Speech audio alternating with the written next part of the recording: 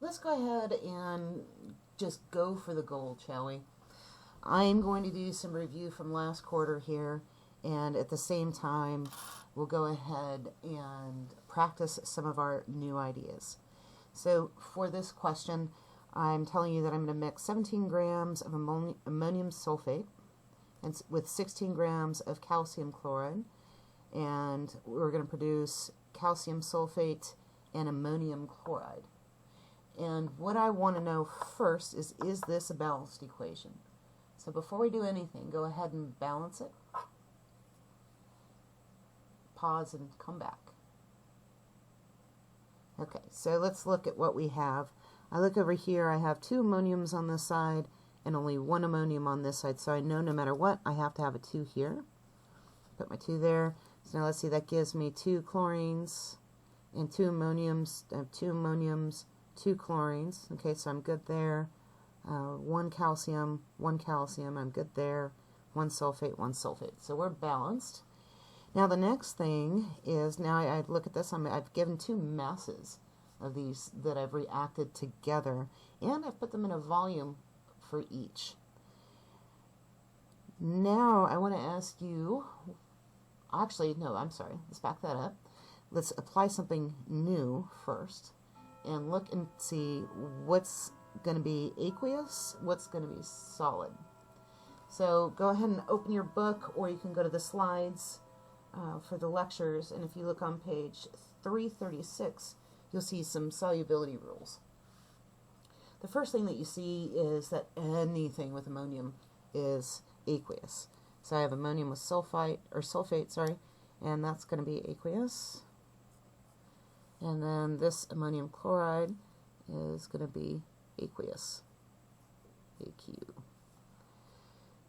Calcium chloride, I look on my ammonium table, my solubility table, and I see that my CaCl2, I find on rule number 2 that that's soluble, so this is aqueous.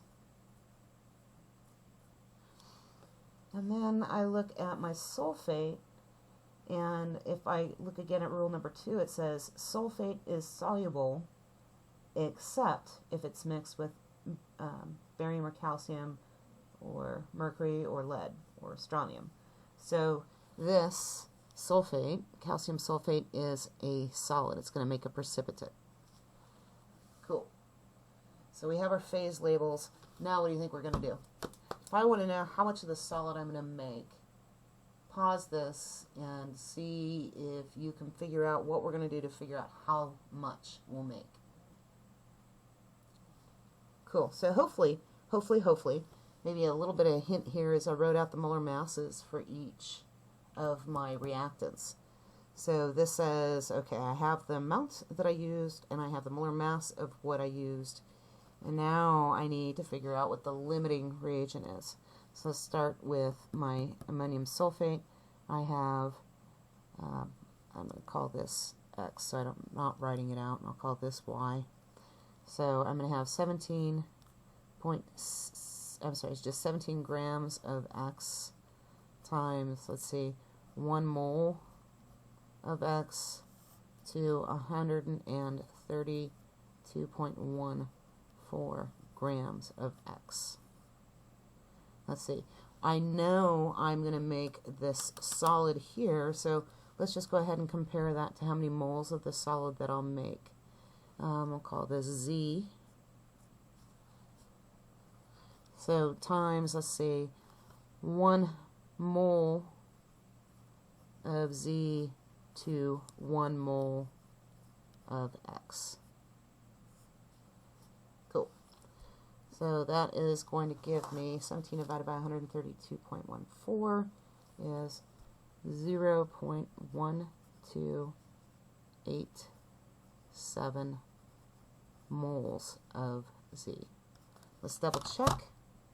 My X, grams of X cancels out with grams of X, moles of X cancel out with moles of X, and that's my moles of Z, or my moles of my solid. Then I come over here, and now let's do the same thing with calcium. Now, I'm guessing that some of you looked at this and thought, well, they're all 1-to-1 ratios. I have less of the calcium chloride. I'm betting that's the limiting, so let's see if that's true. I have 16 grams of Y times 1 mole of Y divided by, let's see, 110.98 grams of Y.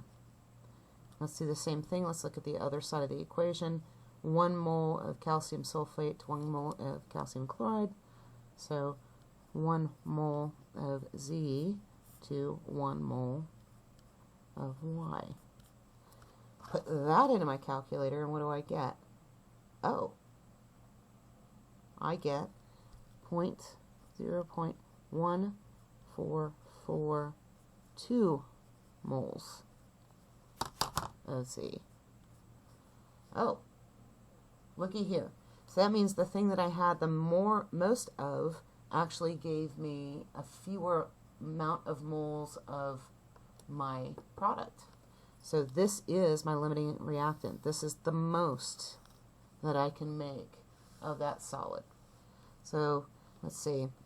One of the steps that I can do there is I can go ahead and turn that into, say, 0.1287 moles of Z times, what is the molar mass of calcium sulfate? Times 136.14 grams per mole. Grams per mole of Z. And the reason why I'm writing Z's and X's is A takes up less space, 0.1287, and it doesn't take as long to write. So you are totally good if you want to use an abbreviation. You just need to keep track of what you've made that abbreviation for. So let's see, that says that, did I do this right? 136.14. So that's going to give me 17.5 grams of Z. Sweet. So that's your review from last quarter. So we balanced it. We figured out how much we're going to make. Now for this quarter, one of the questions I could ask you is, I don't know, what is the molarity of the ammonium chloride in this solution? Oh, that's fun. So the final molarity or molar concentration of this aqueous reactant, our product rather, in this solution. So, how am I going to do that? Let's see. We figured out that I can make 0.1287 moles of Z. And let's make this guy, I don't know, A. Let's see, times 1 mole of Z to 1 mole of A. So that means I'm going to get 0.1287 moles of A. Now let me ask you this. What volume am I going to put that in? That's one of the things that I was hoping was emphasized enough in the videos I've had you watching. What volume am I going to put those moles in? Okay, so when I look here, I have this 25 and this 15 milliliters. So I have then adding those together, let's see, that gives me 25, 30, 40 milliliters of solution. Do you think that is going to be the entirety of the solution?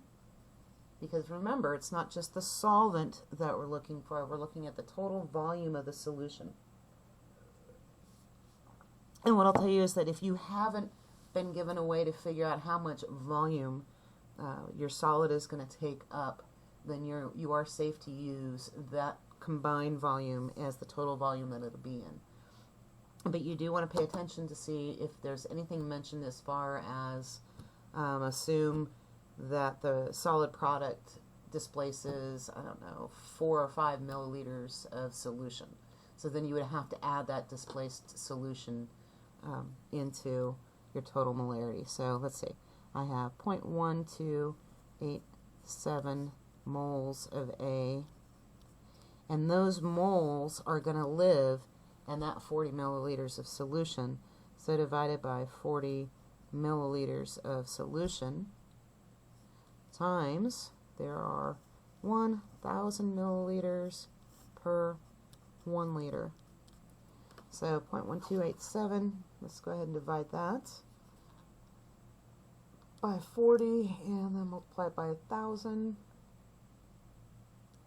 And I get, wow, that's strong, 3.216 molar of A.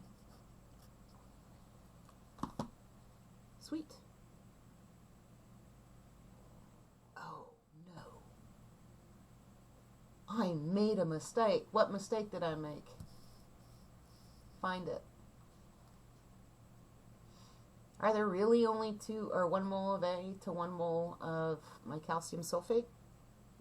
And the answer to that is no. There are 2 moles of A. So this is going to be doubled. 0.1287 times 2 makes this 0.2573. 2573 moles of A. So let's change this down here. 0.2573. And so this is going to be doubled, so 6.216. After that mistake, I don't trust myself to do that in my head. 6.43. 6.433 molar. Cool. I think what I'll do is stop there, and we will do the next step on this is let's break this into an ionic equation and see if we have any spectator ions.